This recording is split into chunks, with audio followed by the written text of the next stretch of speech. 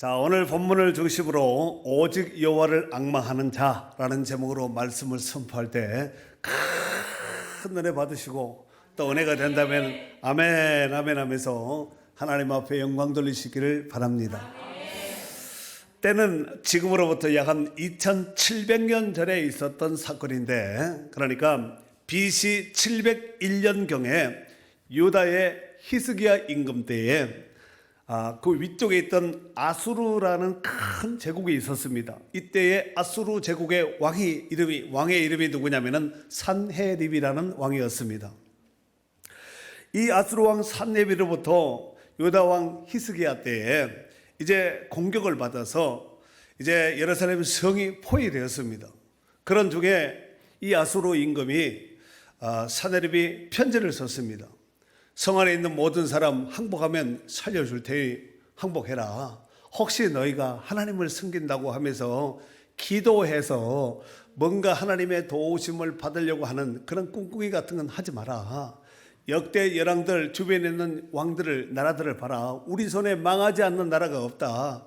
너희가 하나님 앞에 기도해도 아무 소용이 없으니까 무기를 버리고 투항하라 하고 편지를 띄웠습니다. 이 편지를 손에 거머쥔 히스기야가 난감하지 않았겠습니까? 대항할 수 있는 힘이 있었다면 문제될 것이 없었겠지만 대항할 수 있는 힘이 되지 않았기 때문에 이 편지를 붙들고 어떻게 할까 망설이다가 결국은 이 편지 그대로 통편지를 들고 바로 하나님의 성전에 가서 눈물로 하나님 앞에 간절히 부르짖어서 기도합니다. 간절히 기도했던 그 내용을 제가 현대판으로 좀 해석을 해서 제가 말씀을 드려본다면은, 천지의 만물을 창조하시고 역사의 흥망성쇠를 주관하시는 살아계신 하나님께서 오늘 산헤립의 살아계신 하나님을 모독하는 편지를 보시옵소서. 비록 산헤립이 주변의 여러 나라들을 공격하여 점령하고 또 기세등등 한다 할지라도 역사를 주관하신 이는 하나님 한 분뿐인 것을 알게 하옵소서. 하오니 우리를 산헤립의 손으로부터 구원하셔서 온 천하 만민 가운데서 역사를 주관하신 이가 하나님 한 분뿐임을 알게 하옵소서. 히스기야가 하나님 앞에 기도했던 내용을 정리하면 이런 내용이었습니다. 그래서 눈물로 하나님 앞에 간절히 기도하였습니다. 그때의 히스기야의 눈물의 기도를 들으시고 하나님이 어떻게 응답하셨냐면은 즉시 응답한 거예요. 그로 인해서 하나님의 천사가 하룻밤 사이에 아수르 산헤립의 군사 18만 5천 명을 추풍낙엽 떨구듯이 다 죽이고 말았습니다. 그로 인해서 기고만장하였던 산헤립 왕은 민망하여 자기 나라로 도망하였고 자기가 섬기던 신인 니스록 신전에 들어가서 그 신에게 제사하다가 자기의 아들들의 칼에 의해서 살해당해서 죽고 말았습니다. 그래서 그 뒤에 이제 에살핫돈이라는 왕이 아수르의 임금이 되었습니다. 그리고 세월이 좀 지난 후에 히스기야 임금은 뜻하지 않게 갑자기 죽을 병에 걸리고 말았습니다. 이때까지 히스기야 임금은 자신의 뒤를 이을 후사, 자녀가 없는 거예요. 그리고 조만간에 아수르가 다시 이제 재공격하리라는 이런 정보도 들려와서 히스기야 마음은 늘 불안했던 것입니다. 이런 상황 속에 히스기야는 하나님 앞에서 다시 얼굴을 벽 쪽에 대고 하나님 앞에 간절히 또 눈물로 기도하였습니다. 그 기도했던 내용이 성경에 기록되어 있습니다. 한번 이사야 38장 2절에서 3절에 있는 말씀입니다. 한번 읽어줘 보실래요? 히스기야가 얼굴을 벽으로 향하고 여호와께 기도하여 이르되 여호와여 구하오니 내가 주 앞에서 진실과 전심으로 행하며 주의 목전에서 선하게 행한 것을 기억하옵소서 하고 히스기야가 심히 통곡하니. 아멘. 자, 히스기야가 그냥 기도한 것이 아니라 눈물로 하나님 앞에 소리를 내서 통곡을 하면서 기도했다고 이렇게 말씀하고 있습니다. 그 내용 중에 일부가 하나님 나를 불쌍히 여기셔서 지난날 내가 살면서 하나님 앞에 내가 선한 일 했던 것을 그거 좀 추억해 주세요. 그거 좀 기억해 주셔서 나를 불쌍히 여기시고 내 생명 좀 살려주세요. 이렇게 통곡하며 눈물로 기도했다는 것입니다. 이뿐만 아니라 그 아래 16절에도 이와 같이 또 기도하고 있는데 뭐라고 기도하고 있냐면은 한번 또 읽어보세요. 주여, 사람이 사는 것이 이에 있고 내 심령의 생명도 온전히 거기에 있사오니 원하건대 나를 치료하시며 나를 살려주옵소서.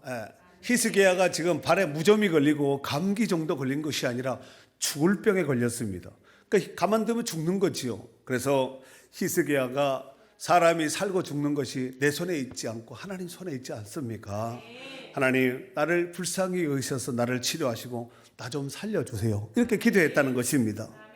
그때의 히스기야의 눈물의 기도를 하나님께서 받으시고 즉시 응답해 주셨습니다. 그로 인해서 죽을 병에서 히스기야를 살려주셨고 그의 생명을 15년이나 더 연장시켜 주셨습니다. 감사했을까요? 안 할까요? 감사할 일이에요? 안 할 일이에요? 정말 감사할 일이죠. 하지만 히스기야 임금은 이러한 큰 은혜를 입었음에도 불구하고 그 하나님 앞에 감사하지 않고 오히려 교만해졌습니다. 역대하 32장 25절 말씀 한번 읽어주실래요? 히스기야가 마음이 교만하여 그 받은 은혜를 보답하지 아멘. 아니하므로. 거기까지만요. 히스기야가 마음이 교만하여 그 받은 은혜를 보답하지 않았다는, 하나님 앞에 감사했다는 내용이에요. 자기가 어려웠을 때 눈물로 하나님 앞에 통곡하며 부르짖고 하나님 앞에 벽을 향해서 성전을 향해서 기도한 것은 있는데 기도 응답된 다음에 하나님 앞에 감사하지 않고 오히려 교만에 빠졌다는 것입니다. 이 말씀을 보아서 하나님은 받은 바 그 은혜를 아는 자를 기뻐하고 감사하는 자를 기뻐하신다는 것을 알 수가 있습니다. 특별히 오늘은 우리 교회 설립 25주년을 맞는 의미 있는 주일인데 지금까지 여기까지 우리를 인도하신 하나님의 은혜에 감사해야 돼요.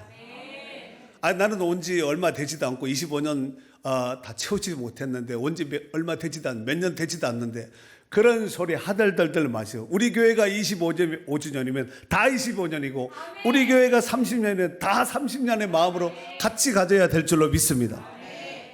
사실 돌이켜보면 이 모든 것이 하나님의 은혜가 아니면 불가능한 이런 또 목양이요 목회요 또 우리의 삶이 되지 않았겠나 싶습니다. 뿐만 아니라 더욱이 다음 주일은 7월의 첫 번째 주일로서 2022년을 전반기 결산하는 맥주 감사 주일입니다. 여러분의 2022년 전반기는 어떤 삶을 사셨습니까? 그리고 하나님께서 여러분에게 어떤 은혜를 베풀어 주셨습니까?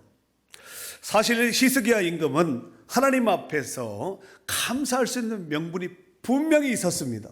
그 첫 번째로 뭐라고요? 아수르의 왕 사네립이 침공했을 때에 이 예루살렘 도성을 하나님이 지켜주신 거예요. 유다의 히스기야의 군인들이 가서 싸워서 성을 지킨 거 물리친 것이 아니라 하나님 앞에 기도했을 때 하나님의 천사가 18만 5천 명이나 되는 이 많은 군사들을 하룻밤에 다 죽여서 얼굴이 뜨뜻하고 민망할 정도로 아수르 왕 사네립이 도망을 가듯이 다시 본국으로 돌아가고 말았다는 것이지요.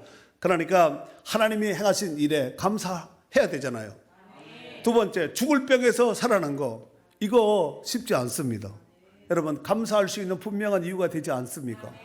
그런데 히스기야는 그런 은혜를 입었음에도 불구하고 감사하지 않고 아까 뭐 했다고요? 교만에 빠져버린 거예요. 이것이 과연 은혜 입은 자의 삶의 모습이라고 볼 수가 있을까? 혹시 저와 여러분 중에서 이와 같이 배은망덕한 이런 모습은 혹여나 없는가? 히스기야를 보면서 우리가 다시 한번 자신을 돌아볼 수 있는 기회로 삼았으면 좋을 듯 싶습니다. 사실 코로나의 역병 중에서도 죽은 사람들이 얼마나 많아요. 매일 죽지 않았습니까? 그리고 여전히 살아있다 할지라도 그 후유증으로 고생하는 분들이 우리 주변에 얼마나 많습니까?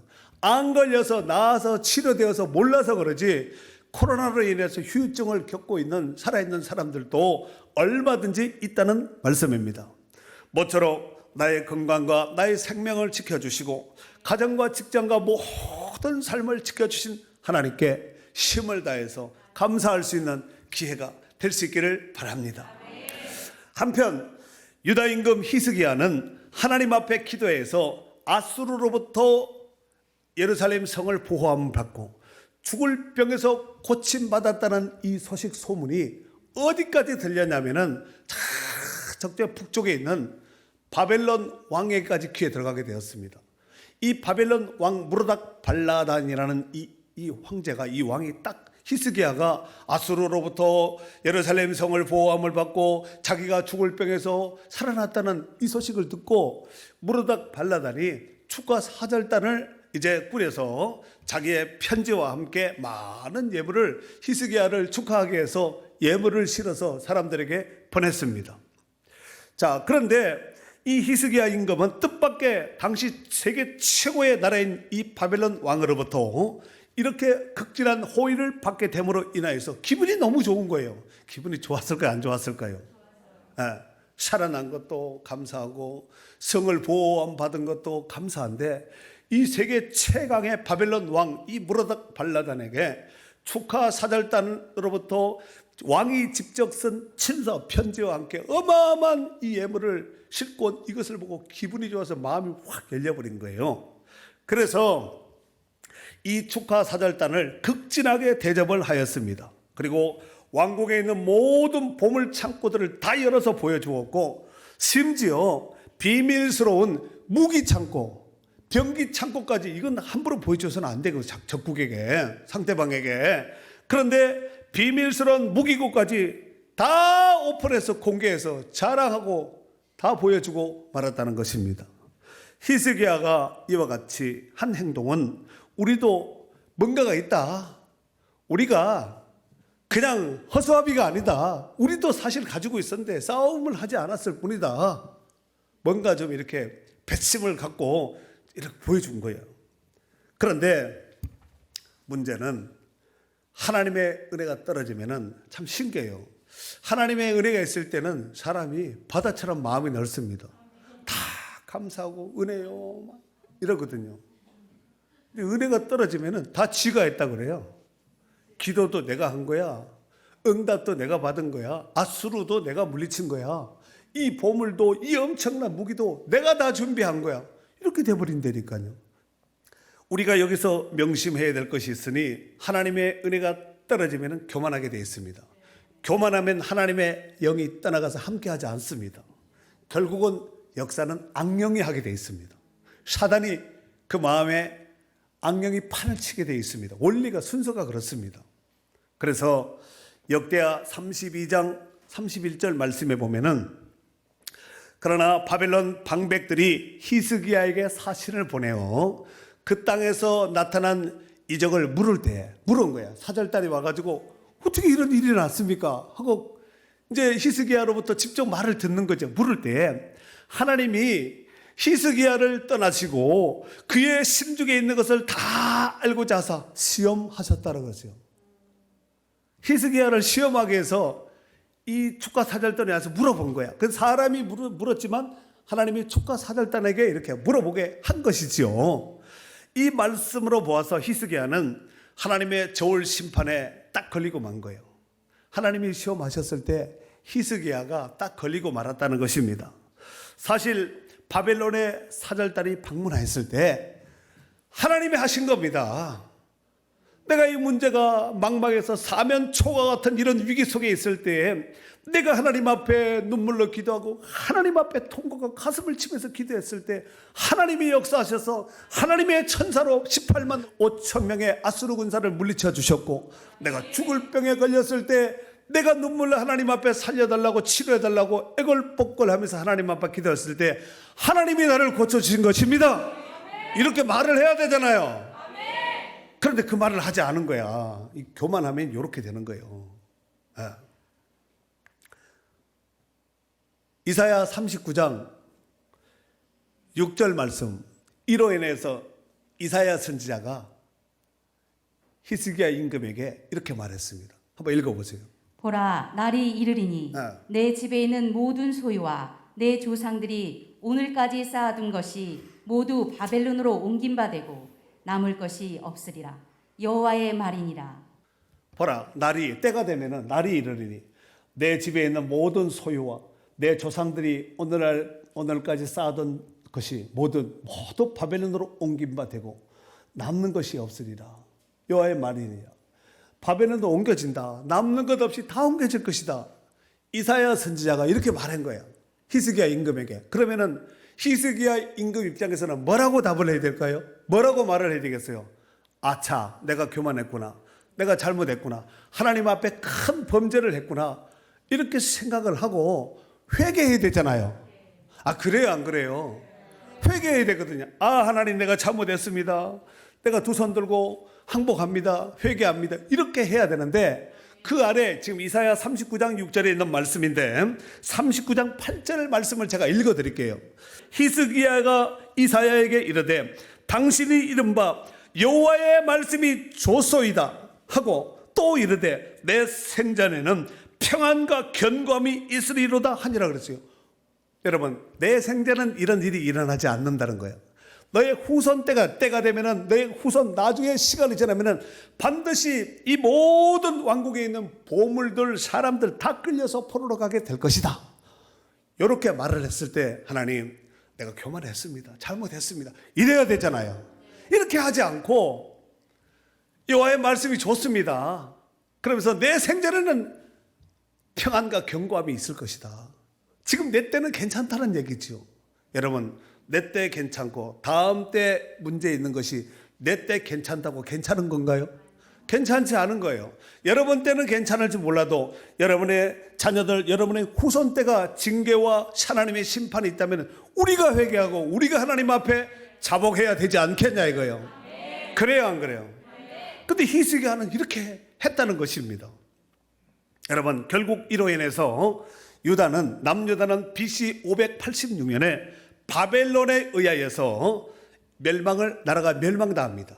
그래서 유다 왕은 포로로 끌려가고 유다의 마지막 왕은 시드기야 왕, 두 눈이 뽑혀서 자기가 보는 눈앞에서 왕자들 다 죽여버리는 거예요. 두 눈이 뽑혀서 쇠사슬에 끌려가지고 바벨론으로 끌려가고 백성들도 끌려가고 왕국에 있는 모든 보물들이 바벨론으로 다 옮겨지게 되었다는 것입니다. 이런 비극적 참상이 일어나게 되었다는 것입니다. 잠언 18장 12절 말씀에 보면은 사람의 마음의 교만은 멸망의 선봉이요 겸손은 존귀의 앞잡이라 그랬습니다.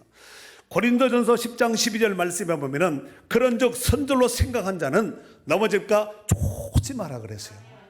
나는 지금 서 있고 나는 괜찮아. 나는 지금 괜찮아. 이런 분들이 있죠.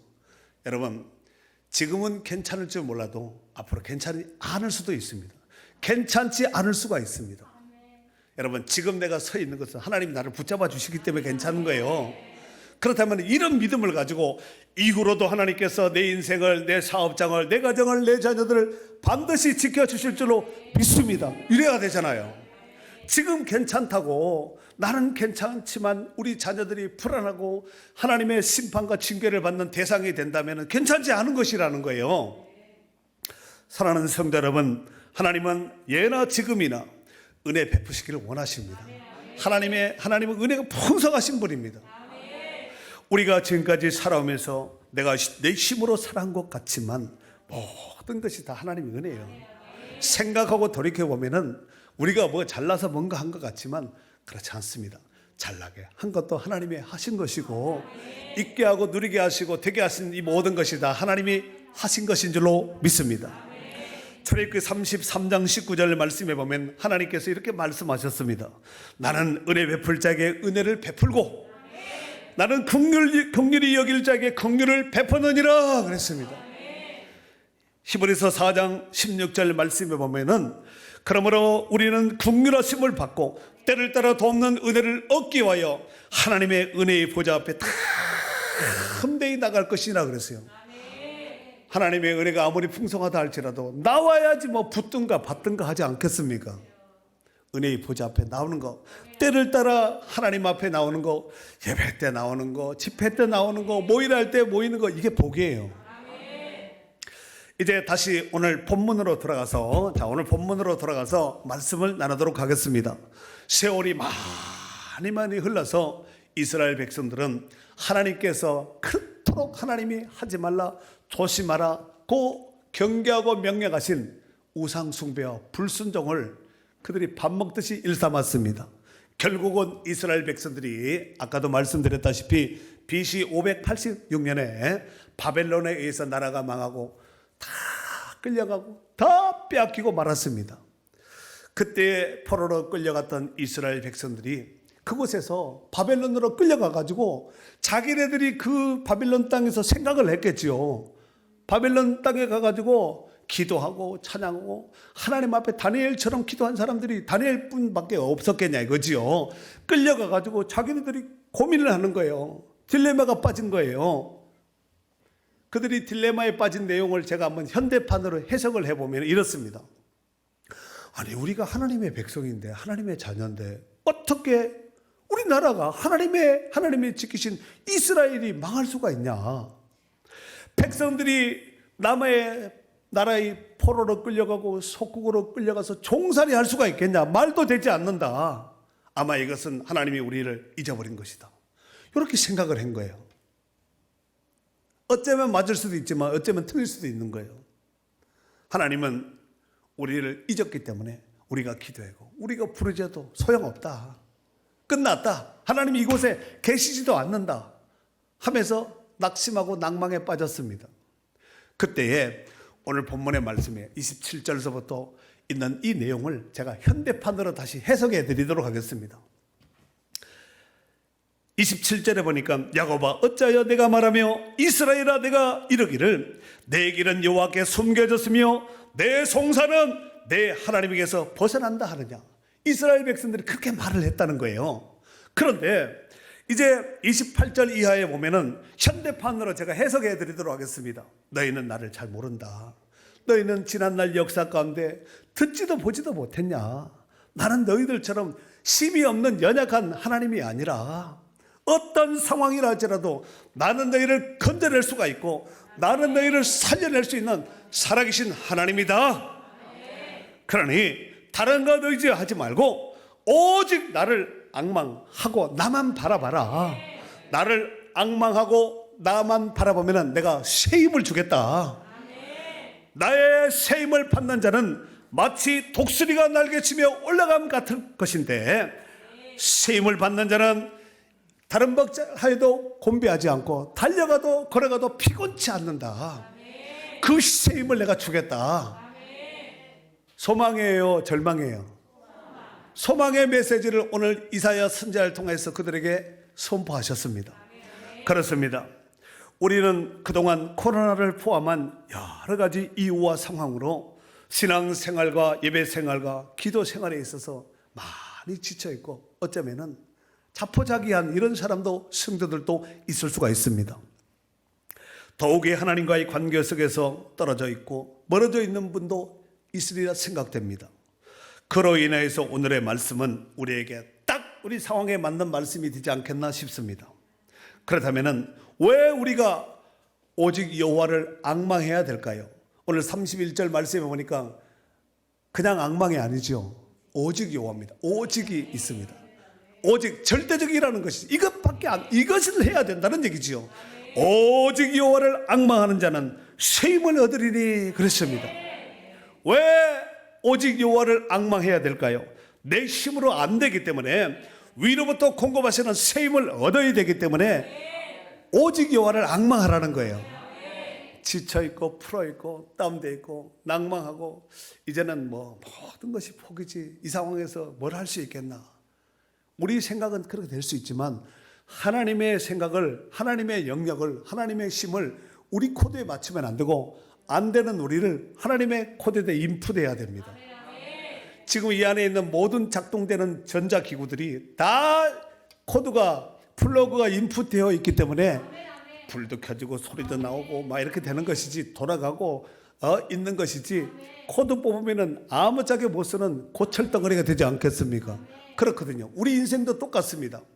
우리 자체 우리를 보면은 뭐가 소망이 있겠어요? 그래봤자 조금 있을 수 있겠지만 그래봤자 도토리 기적입니다. 그러나 우리 생각 가운데 있다 할지라도 우리의 코드가 하나님께 딱 성령께 인풋해버리면 우리 힘이 아니라 하나님께로부터 공급되는 그 힘을 공급받을 수 있는 거예요. 어마어마한 이 세상에는 맛볼 수 없는 하늘의 능력, 성령의 능력을 덧입게 될 줄로 믿습니다. 스가랴 4장 6절 말씀에 보니까 이는 힘으로 되지 아니하며 능력으로 되지 아니하고 오직 나의 영으로 됐느니라고 했어요. 힘으로 능으로 안 된다니까 누가 뭐 어느 정도 힘이 없겠습니까? 나도 뭔가 할 수 있다 히스기야처럼 안 된다니까 그렇게 하면 안 돼요. 사랑하는 성도 여러분, 오늘 제가 이 설교 말씀을 준비하면서 성령께서 제 마음에 주신 것이 있어서 잠깐 나누도록 하겠습니다. 제가 제 목양실에서 이제 설교 준비하고 기도하는데 이런 감동을, 이런 마음을 주시는 거예요. 아무리 잘 만든 연이라죠. 연이죠, 연.